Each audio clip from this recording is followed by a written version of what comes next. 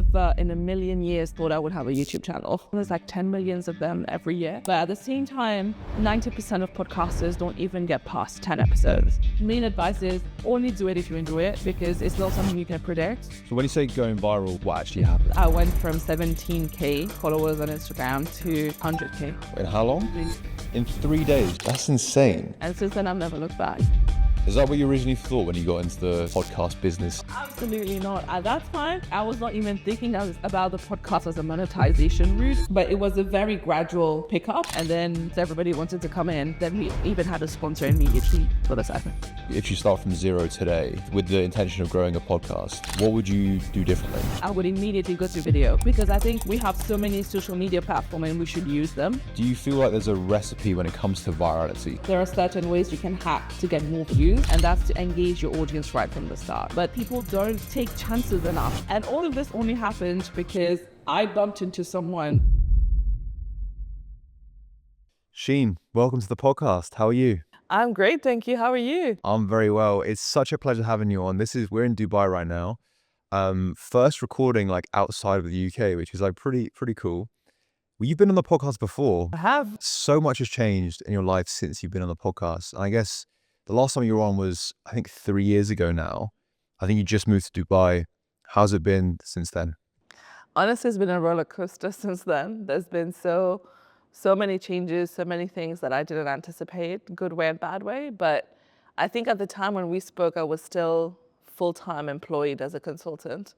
And now I am no longer employed. Because you were making videos around, I remember you started a YouTube channel, you were making videos around like your university experiences. And also, I think when you just moved, you were talking about your consulting experience and like moving and things like that. I guess like when you started out your content journey while you were at university, right? I started after, but it was COVID. So I was still I see. University City, but I was not studying anymore. Yeah, but then initially the YouTube channel started with Oxford, Cambridge things, and then it kind of like evolved with me. So when I moved to Dubai, it was lifestyle about Dubai, then about getting into consulting. Then I became known for all my quitting job videos because I quit my job 4 times in 3 years. But yeah, so it evolved with me, and now it has fully transformed into the podcast channel. So I think that's one thing a lot of creators are scared of is, what if I change my niche on YouTube? Does that mean I lose my audience? But I would say just try it, because for me, my channel has always changed. Because your podcast, when you started it, it seemed sort of secondary to everything else that you were doing. So what was the decision process behind the podcast at the beginning? So at the start, because I had some really cool friends. So one of my friends at Cambridge, she quit university to become an astronaut. She's currently in space. And yes, and I just thought it was so interesting to see how people have very different careers. There was someone else who was doing medicine, and then in the middle of it, she decided to start rowing at university. Then she went to row for Great Britain at the Olympics, won a medal, and came back. And I was just like, wow, people are really following what they want to do and not just doing what everyone else tells them to do. And I thought I wanted to share these stories because I never heard these stories growing up, and I thought there are just very specific careers that you can do, especially as a girl. So then I thought, okay, I really want to just share these stories. And that's how the idea started. And I never in a million years thought I would have a YouTube channel. The idea for me was always, I would just do audio podcasts and just put that up and see how that goes. But then it kind of dawned when you're not in the frame. No, my microphone was. Oh, it was? Yeah, the microphone was. Sorry. But yeah, it was just... at the time, I thought this would just be it. We'll just have conversations every now and then. First season, it was all my friends. Second season, it was some of my friends, and then some of the people that were friends of friends, so I could still reach out to them. Then it kind of like grew after that, and then the feedback I got was audio, you can't really engage with the community, because at the time, now Spotify allows you to comment, but at the time, there was no comment section. So you never know whether people are liking it, what do they like about it.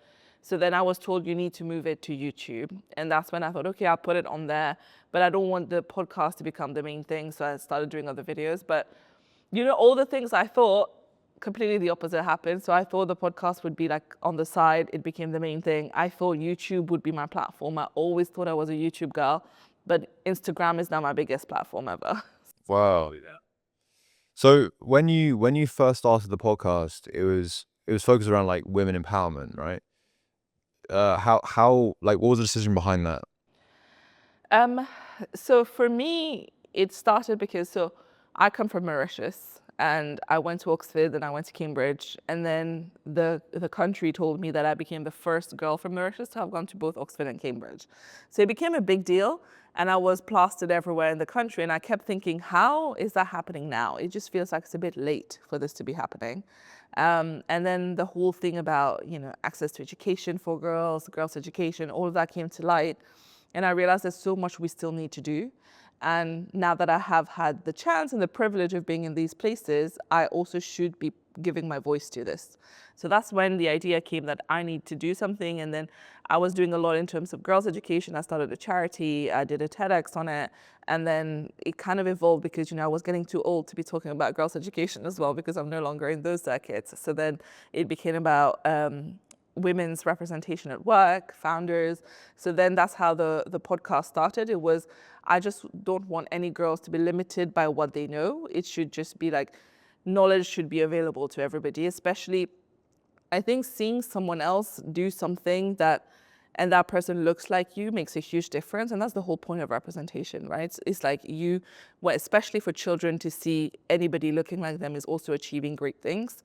And that removes that limiting belief that, you need to look a certain way, you need to be from a certain place in order to achieve anything.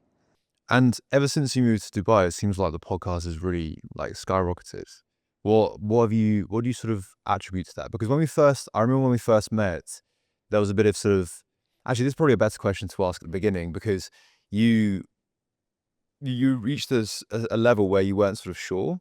Was there a certain point where you were like, should I carry on with this? Should I go to a different niche? Because you said, you're experimenting with different niches and don't be afraid to try different things. Was there a point where with this podcast that you're doing now, you were like, actually, it's not, let me try something else? Oh yes, 100%. I think the first season I was doing online, second season I was recording online as well. So I just, what? I think you might have experienced this as well. It's like when you're sitting with someone and having a conversation is very different Yeah. as to speaking to them online on a screen. And at the time, I just thought it's so boring. I don't connect with the person. I don't like it. This is not fun. And of course, I don't want to be ungrateful. It was growing. The channels were growing, but very slowly. And I was, I think, on 20K at the time on YouTube. And I thought, it's growing, but so slowly, and it's not something I enjoy. So at the time I was thinking, I think we had this conversation as well, where I was trying to see what are the different types of content I could be doing that not necessarily is the podcast. But then what triggered me restarting, because when I moved, I actually took a big break from the podcast for like 2 years. I remember, yeah. Yeah. So then I was actually on a work trip in America. So I went to Boston to Harvard, MIT. We were doing a few stops at different universities. And I remember this just kept happening because I was meeting people in these different places and having conversations. And in a row, because there was one of my colleagues with me, she was like, every time people are telling you the same thing, is that I've never said this to anyone else. You have a very good, you have a knack for getting me to open up. And I did not clock, because this is a comment I get all the time. But then she was like, consistently, everyone is telling you this. She was like, why did you stop the podcast? And it was honestly because of her, because I was like, you know what? Why did I stop it? And then, because it was not an active decision, it was more of I don't have time. And then it kind of became such a big gap that I didn't think about it. So then while I was still in America, I remember I was like, but I don't like doing it online. I was like, and I remember telling her, but the studios cost so much money. She was like, yeah, but do you want to invest in yourself or not? And then I thought, okay, you know what? I'll take a bet on myself. I will invest in it for one season. And when I looked at the studios, you always had to book 10 episodes. So I was like, okay, this gives me a good season. I'll book 10 episodes. I'll go in, I'll film, and there are so many cool people in Dubai, and people always in and out of Dubai. I was like, finding guests will not be an issue. And I remember on the same day, I reached out to a few people that I didn't know on Instagram. And Tracy was the first one to reply to me. And I was like, oh my God, Tracy replied to me. And I was like, okay, you know what, getting guests will not be an issue. So then I just did it. And then I enjoyed it. For the first time, when I sat in the studio and I recorded with someone else, I realized that this is what I like. And I think once you enjoy something as well, it really reflects in your work because the amount of effort you put in, the way it comes out is beautiful. And since then, I've never looked back. Yeah. 2 years though. That's like basically dead and buried. Yeah. So literally, it was her saying you should do it again. This is the thing that I always think, because because I took a year break and I've come back now, and what sort of similar to you, what changed in my head was I'm very comfortable putting money in like crypto, in stocks, in like other risky assets. But I'm less comfortable investing in me. And it felt like a no-brainer when I sort of had that thought process in my head, because I'm basically betting on things that are out of my control. Right. Whereas if I'm betting on myself, it's far more it's 100% in my control, you know? Because, you always hear all these rich, successful people telling you you need to spend money to make money. But I think on a practical level, we're not very, it doesn't come easy to think, okay, let me put down money on this because eventually it will make me money. So I think this was a big unlearning I had to do, and it proved out to be good. Those 10 episodes that you, I guess, invested in yourself, at the time, how scary was it? Oh, extremely. And all my friends will tell you they heard for like a week about how much money I spent on the studio because I kept being, I spent money, I need to go in, I need to film now, I need to pay the editors. And it just felt like, I'm throwing money at nothing. But obviously it wasn't at nothing because at the time I already had a little bit of a following. I was choosing really good guests that were going to come on and share their stories, and the quality of the production was really good. So obviously I was ticking all the boxes to put all the chances on my side. And at the time I was preparing a lot for my episodes as well because, I was still very new to the game and I thought you had to over prepare to be good. So then when it happened, I remember because when I actually went viral was, I think, on the 10th episode. So the first 9, nothing happened. It was getting like normal views, like 2,000, 3,000. And I thought, okay, nothing new is happening. And then I remember I was like, okay, I told my dad and I was like, I think it wasn't worth it. It was a great experience, but I don't see it working out. And then he said, no, I think you should just publish the whole season and then we'll do an assessment and see what worked and what didn't work. And if there's anything you could change and do a second season. And then on the final episode, it happened. Here's a question for you. If that 10th episode didn't go viral, what would have happened? That's the thing. I can't even tell you. A lot of people ask me. And I think because also 10 episodes is not enough to make a decision. I always think that anything you try, it should be at least 3 months. Even when I hire people, I always try them out for 3 months because I think the first month is you getting used to it and learning the ropes. Second month is when you get the lay of the land and you start, preparing everything a little bit better.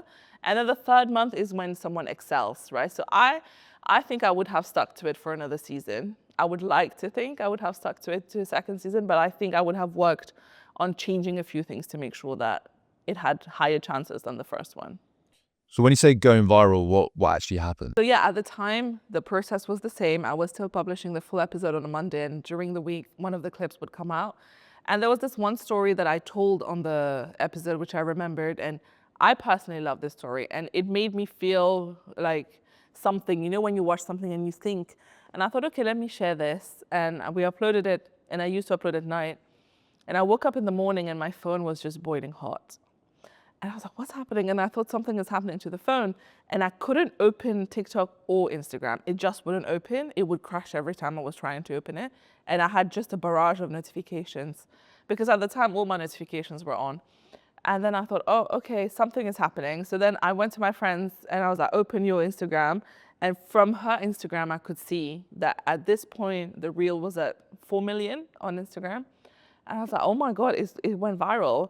So then I had to switch off my phone, restart it. And then finally, I just managed to get in to switch off the notifications. And then it was fine.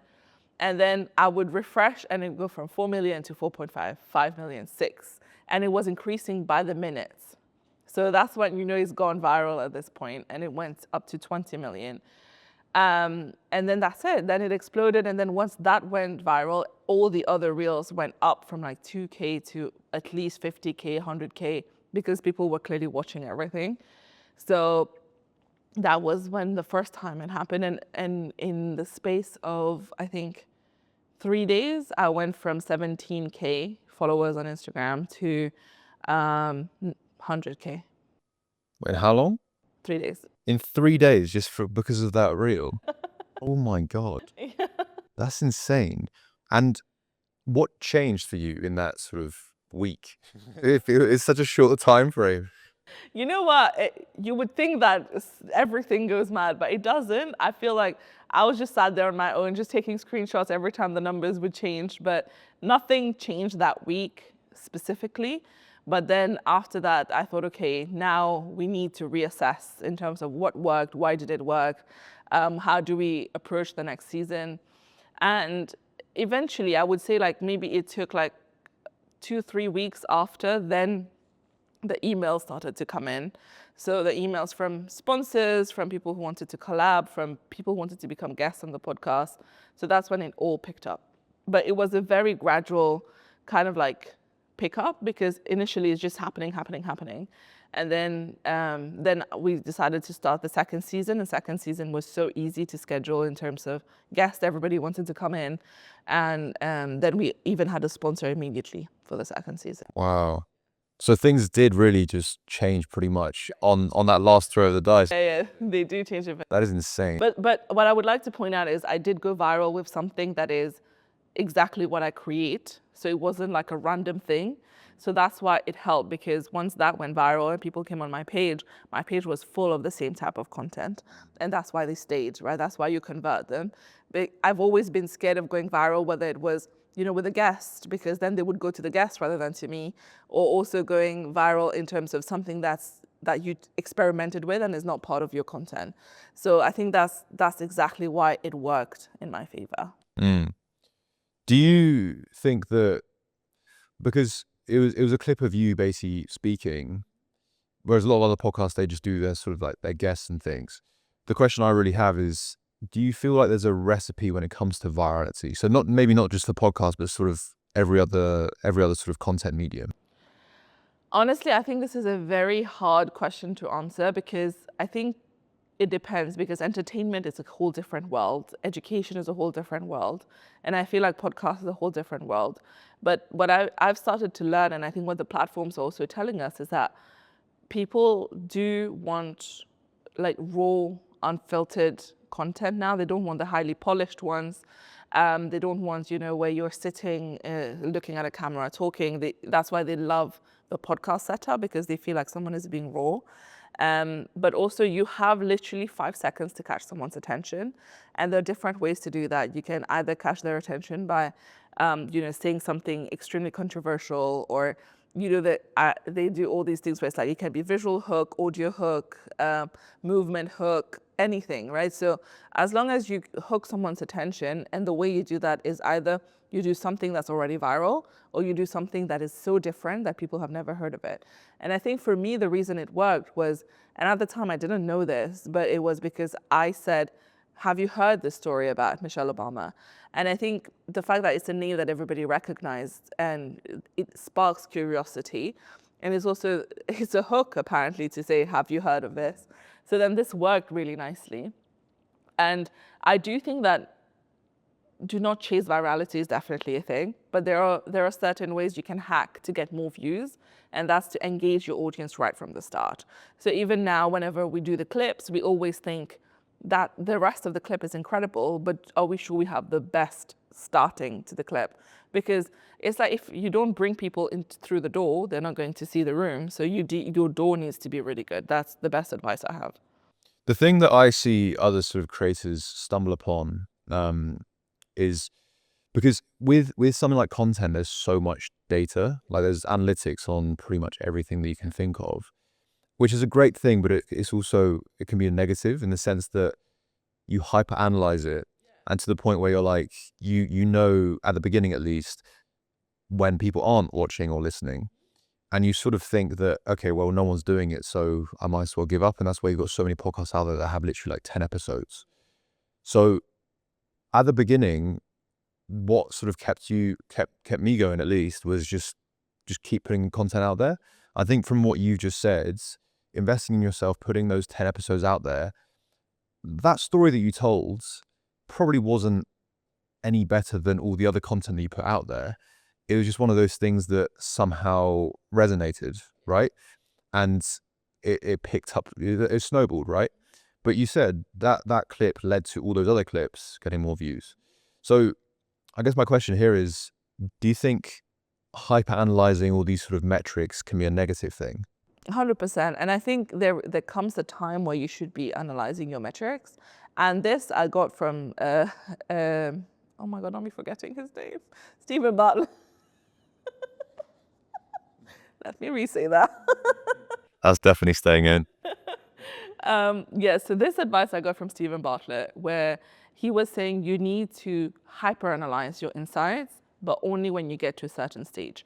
So I think in the early stages, at least I would say for the first 50 pieces of content that you create, it's all about numbers and about incrementally getting better at it. So, always look at what you could have improved without looking at your analytics. And then after you've pushed out 50 pieces of content, then is a good time for you to start looking at the data now. Let's see what is resonating with people, what is not resonating with people, where am I losing them?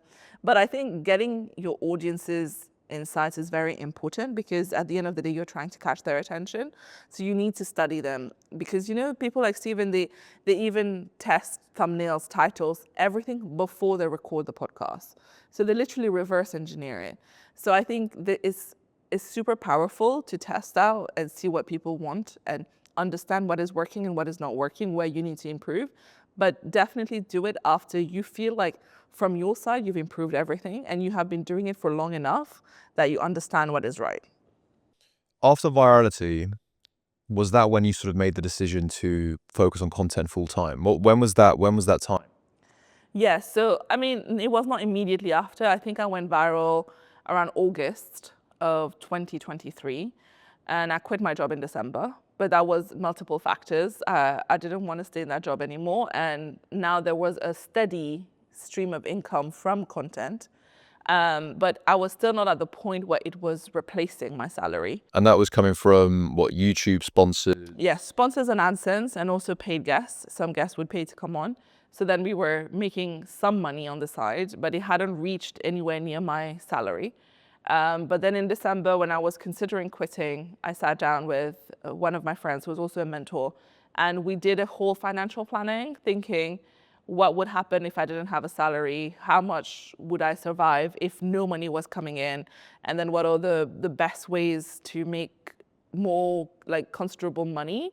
So and at the time, it became clear that Instagram was my most monetized platform, so I should be pushing more on Instagram. Really? So what, Instagram as in paying directly, or sponsors from Instagram? Instagram doesn't pay, Yeah, I thought so. unfortunately. Imagine with my 20 million views, I'd be rolling in money. No, Instagram doesn't pay per view. Hopefully it will come at some point.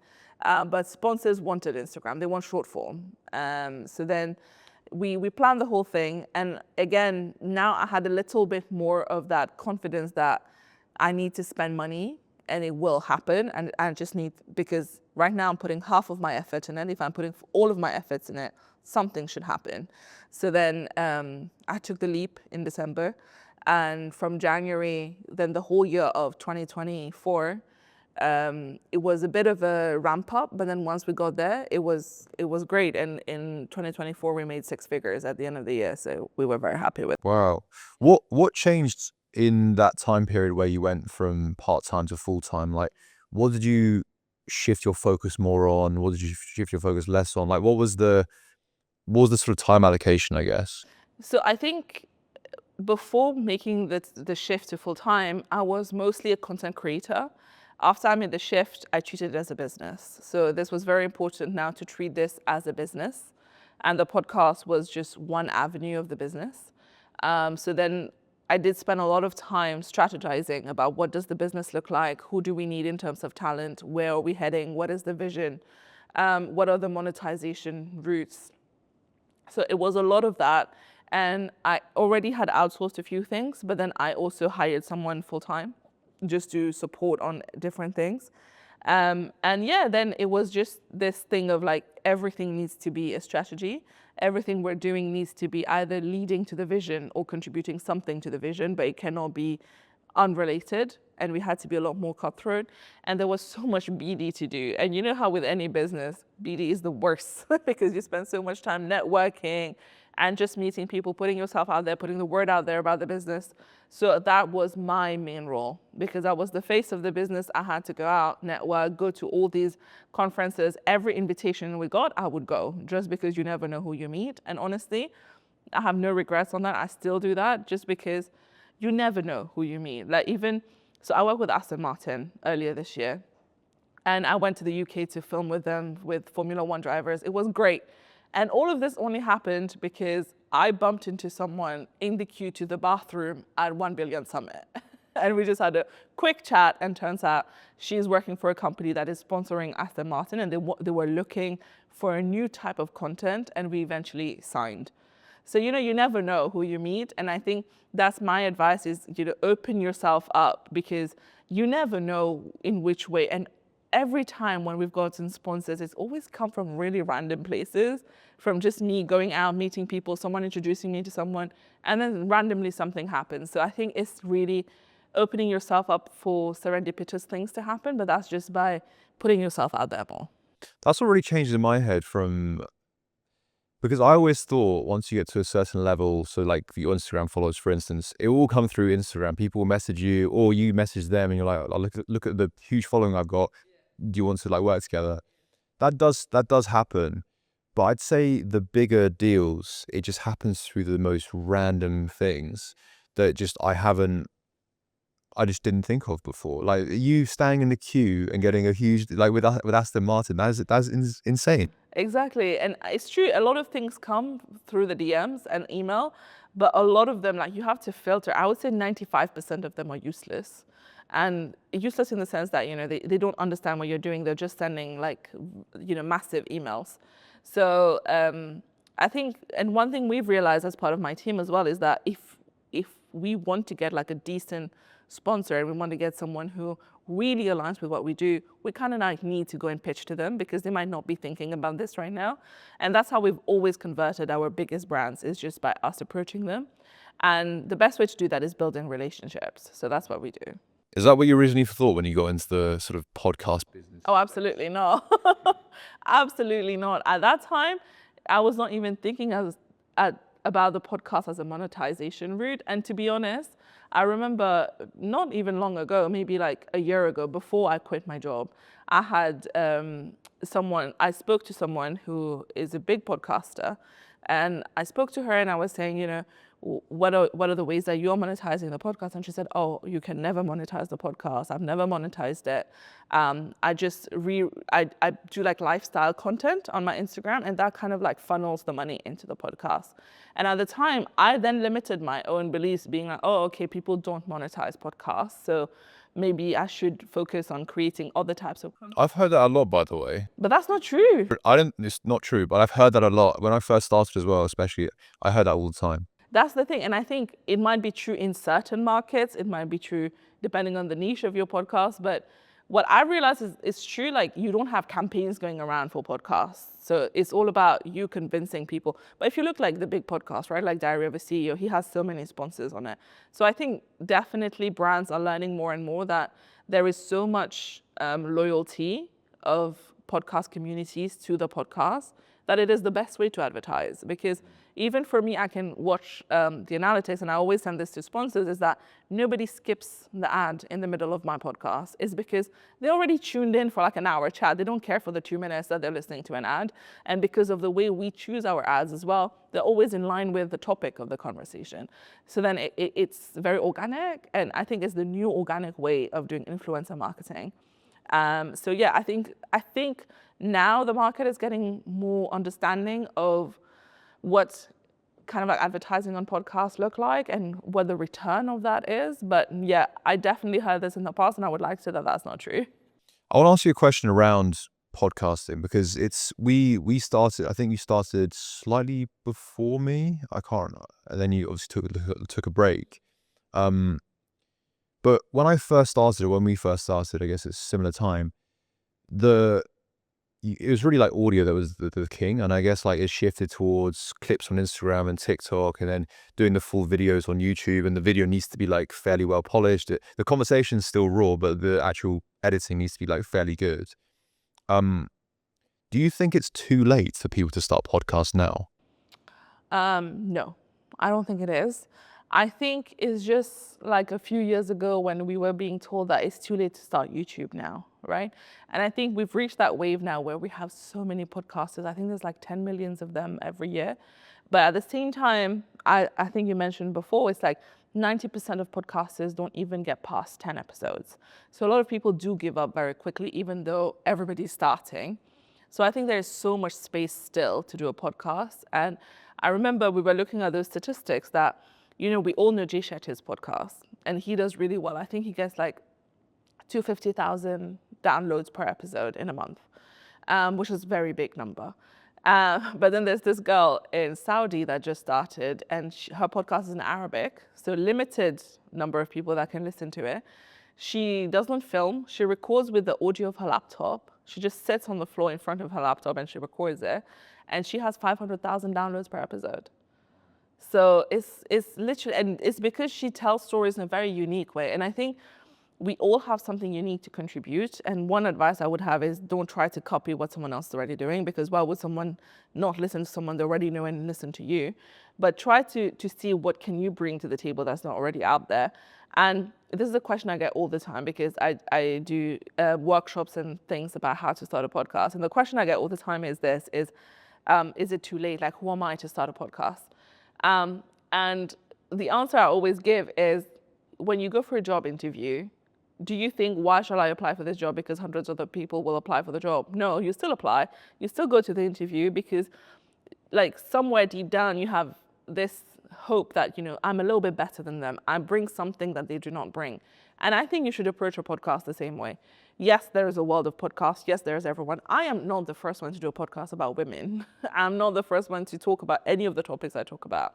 But it's just because it's my way of asking questions, the access I have to different people, and the way you package it is all very different. And there's a big element of luck as well. So I would say don't limit yourself.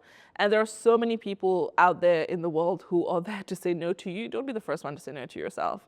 So I think if you are interested in starting a podcast, there's something that interests you, you should do it, but only do it if you're interested, because the other caveat I will put is that doing a podcast is not easy. I think a lot of people think, I'm sure you know this as well, a lot of people think that it's easy to just do a podcast and it will do well because all the podcasts are doing well. It took me 3 years to get to where I am with a podcast, and there is a huge element of luck. There is an element of hard work as well. But if you want, as anything in the world, if you want something to be good, it requires a bit of hard work. But like even before the podcast, you were doing content as well. So it's not even a case of like, and that content at the beginning was growing and things, but it still wasn't. So it's here's a quite interesting one for you. If you were to literally start from zero today, with the intention of growing a podcast, what would you do differently?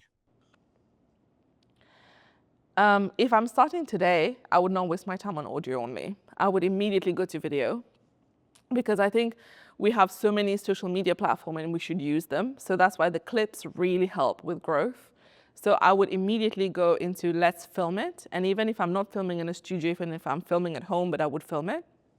And I would prioritize in-person conversation, because I think that people are bored of this like grainy video podcast, whatever. We don't need to be doing that anymore. I would say let's do in person, let's chat, let's film it, and let's put it out there. And in terms of the approach, I would do the same as I've done. The way I've picked my guests, the way I've scripted my episodes, I would still be doing the same, but I would just prioritize in-person conversation. I think that's so key, genuinely, because when I shifted it as well, I just saw like immediate growth. And when I have, same as what you said, in terms of when something goes maybe not viral, but even higher views than all the others, it lifts the sort of the level with all the other episodes. Here's the thing. So when someone starts a podcast now, how long should they go for before they're like questioning whether to carry on or pivot into something else? Because again, focusing on that like hype analysis of analytics, it could be a negative as well as a positive. So you did one season, but you did one before that. So what's the sort of like, how many should they really realistically be doing? This is a hard question to answer. I think so. What I've seen, right, because a lot of podcasters come to me saying it's not working. What do I do? And the problem is always different for different people. And now that I've done it for a while, I can get a sense of what it might be. And I would say majority of the time, it's a host problem. So I think I've been on a few podcasts as well. And I really struggle when people just sit there with an iPad in front of them and they just go, okay, question one is this. They listen to me, but there's no kind of like back and forth on that topic, like we're having. Then it just goes on to, okay, next question is this, next question is this. So a podcast is not an interview, it's a conversation. And you need to dig deep into a topic. You don't want to just go through a list of questions to cover everything about this person, because we are all multifaceted these days. We all have very different things we're interested in. So you need to know which area of that person you want to dig deeper a little bit into. And even last night I had a meeting with this guy and we were just talking, and then I said, okay, but going back to the initial point, and he was like, oh my God, you're such a host. And I was like, yeah, because I don't like it when people go on tangents that are not relevant to this conversation, right? We need to come back to the conversation, but there is a style to it. There is kind of like an art of bringing your guests back. You can't just be like, okay, no, I don't care about that. Let's just talk about this. And also the emotional intelligence of the host. Sometimes you need to connect with your guests. You need to be able to make them feel comfortable enough to forget the camera. Because especially if you have guests that are not used to being on a production set, then they start to feel very self-aware. And then suddenly the walls go up, right? So it's all about these subtle things that a host needs to learn. And a lot of times when I see a podcast is not picking up, is because the host is not understanding that this is, first of all, it's not just a conversation that you're having with someone. Secondly, it's not an interview. And thirdly, you need to know what you're trying to extract out of that person for your audience. That's one thing. The other thing is, are you doing something that's way too niche, that there isn't an audience big enough for it? Maybe you've tapped into the whole of that audience, but there's only 33 people in it, right? So you need to know how niche are you. And another thing I would say is, people need to be clear as to why they're doing a podcast. Just like any content, are you doing it because you enjoy it and you just want to keep doing it? Or are you doing it because you want to monetize it? And the monetization is not something you can control at the start as a creator, right? You need to grow first and then you control the monetization. So I think a lot of times people are also impatient, thinking, I just want to get to that stage. But there is a lot of grind that happens. And unfortunately, there are also times where you might be doing everything right, but luck is not on your side, right? And that happens as well. Even for us, sometimes the episode I'm the most happy about, I'm super excited to post it, and it tanks so badly. And that's just because what you are interested in, sometimes the audience is not interested in, or you posted it at a time where people are not interested in watching this. So there are a lot of factors that come into play, but in terms of bringing everything on your side to make sure that you stand the highest chances, there are still a lot of things to be done. And I think if you've done 10 episodes, you don't know enough yet. You need to keep working on it. And that's why I say that if you don't enjoy it, and if you don't see the longevity in it, it's really hard to keep going, because if you're just expecting the virality, you're just expecting the monetization, then your priorities are very different to just enjoying the process. And that's why all of these needs to come into play. So I think main advice is only do it if you enjoy it, because it's not something you can predict. Secondly is make sure you are learning and improving everything that you can improve from your side. And then thirdly, you might need to do a kind of like a big picture kind of assessment, and maybe speak to someone else about it. Ask them, what do they think is going wrong with the podcast? Is this something they would listen to? And also being clear as to who you are talking to in your audience. Because I think a lot of the times people are not thinking about this. Like, you can't just have a podcast for anyone to listen to, because I'm sure you've heard niche down to blow up, right? You need to really niche down and talk to one specific person, and they're an avatar and you're speaking to that audience. But you need to know, what are their pain points? What time do they listen to the podcast? What would they be interested in? Who are the people they're looking up to? And what value can I add to their lives? And if you don't know who you're talking to, then you can't create that world for them. So yeah, just be very methodical about it. And it's a slow process. It's definitely not quick. Like when people start, they think, I can get to this size fairly like within a year or something. But it took me a long time to realize that in person was the way forward. And only now, like I'd say the growth has come. It took you were doing content before, and then you were doing a podcast. And actually, like, funny story for people like listening, I don't think we mentioned this. You came to me to like ask for like sponsorship Yeah. when you were on that break, I think. And then but that just proves that it took you a while to get to a point where like you were uncertain. You didn't know sort of how to monetize the podcast, how to treat it as a business. I had some early sponsors at that point in time. Nothing huge, but like money was coming in. And yeah, it's just very interesting, like how so for people listening, they're like, oh yeah, like Sheen's journey is like unachievable. It's not. Yeah, but also this just shows that you see, I was looking at people who were doing it well and I was asking for advice, right? And I think that's one way of doing it as well, because as you said, when you're starting, you don't know much and you don't even know what you don't know. So then it's just like you think you've mastered everything, but there might be aspects of it that you don't know, which is why I've always been like, okay, you have monetized your podcast. Let me ask you, what did you do? What can I do? And I would do that for a few of other things and then just bring in all the learnings together to see what I can make out of it. So the podcast now, you're treating it as a business, you built a team around it. What's the sort of like North Star currently? And I guess like what are you doing on a day-to-day basis to make that happen? Okay. So the podcast itself now, as I told you, it was like one aspect of the business. So we've expanded the business as well now. So the podcast is still the main part. But on the side of it, we also have a podcast academy. So we are helping other podcasters as well. So right now it's a course online.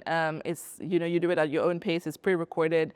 And we've started creating little templates as well that people can get in terms of, reaching out to a guest. Because, I've been very lucky, but I didn't realize this is that, for example, do you know who Wizard Liz is? No. So she's like this huge YouTuber. She has 8 million followers. And she does content a very random way. She doesn't put a thumbnail. And her title is usually like, listen to this.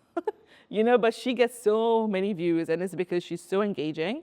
And I remember, I'll just tell you the story for context, but I went to my friend's flat and we were parking in his basement. And I looked around and I was like, I recognize this parking. And that's where Liz usually takes her selfies, in this parking. And I was like, oh my God, she lives here. But I didn't even know she's in Dubai. I thought she's in London. So then I DM'd her on Instagram, and imagine she has like 5 million followers and she follows nobody on Instagram. So I DM'd her being like, I'm not a stalker, but I think you live here. I have a podcast if you ever want to be on it. And within 2 minutes, she replied saying, oh my God, she was like, you're a witch. Because just now, my manager was telling me, you need to start going on podcasts. And she was like, let's do it. And we recorded the next day, and I'm the first ever and only podcast she's been on. And that podcast went to like 5 million views. And it's just crazy how things happen. And I think people don't take chances enough when it comes to these things. And we all have ego. We all think, oh, but what will they think? What if they say no? What if they ghost me? A lot of people ghost me. A lot of people say no to me. But a lot of people say yes. If you don't ask, you don't get. And I think that's why we're trying to teach, and we are building all these templates of more organic messages as well that people can send. So yeah, so the Podcast Academy is still one main one. And then there's like all my speaking, I do workshops. And we do have a new project in the pipeline, which I won't talk about yet, but this is ongoing. And then, but that's just the content side of things. I also run a community in Dubai for women, and that's with my co-founder Lamide. So it's called the Professional Network. We do masterclasses in person for women, and it's all about upskilling. So we do building wealth, we do public speaking, and that's been going for over a year now. We have a community of over 25,000 people in Dubai, which is pretty great. And I also teach. So I'm a part-time professor at Middlesex here. So my days are never the same, as you can imagine. So it's always a bit of everything. But yeah, I still am very hands-on with the content creation, and I try to be as involved as possible. And we do need to make sure that the strategy is there. So my days are split between talking to the team, recording, watching and finding the timestamps, teaching, preparing my classes, preparing events, going to speak, going to an event, going to this. So it's never the same, and this is what I love. And the one reason why I quit my job is because I wanted more freedom of my time. And now that I've quit my job, I've never worked more than now. It's like I work round the clock, but at least, for example, during the day, I could take some time off to come have this podcast with you. I can go have lunch with a friend. And that's because I know that later during the day I can work. And because it's something I love doing, I still find enjoyment in it. Not always, but I still find enjoyment in it. And I think this is the best way to look at it. And I do try to take weekends off, but I can't guarantee this to myself. But I love it. Amazing. Sheen, it's been such a pleasure having you on. We'll talk about putting your podcast internationally. This is the first podcast I've recorded internationally. So here we go. But yeah, it's been such a pleasure having you on. How could people I'm sure they know who you are already, but how can people stay in touch with you and what you're doing? First of all, thank you for having me for the second time on the podcast. It was great to finally do this in person. But yeah, on YouTube, Instagram, TikTok, Spotify, you can either find it on my name, which is Sheen Gurrib, or you can find the podcast itself, which is Dream, Girl Podcast. Fantastic. Sheen, thank you so much again. And I'm sure we'll chat very soon. Thank you. Thank you so much for clicking on this episode of The Millennial Entrepreneur. The ambition of the podcast is to share relatable stories from young entrepreneurs doing some incredible things to inspire the next generation, including you listening wherever you are. We've been doing this podcast for over 3 years and the ambition has not changed. The only thing that has changed is the scale of where we want to go. We want to bring on bigger guests for you guys to show more and more relatable stories from young entrepreneurs across the world. The majority of you guys watching or listening haven't subscribed to the podcast yet. All you have to do is click that subscribe button wherever you're listening, Apple Podcasts, YouTube, Spotify, and that will allow us to bring on bigger guests and ask the questions that you really want to hear. And it really is that simple.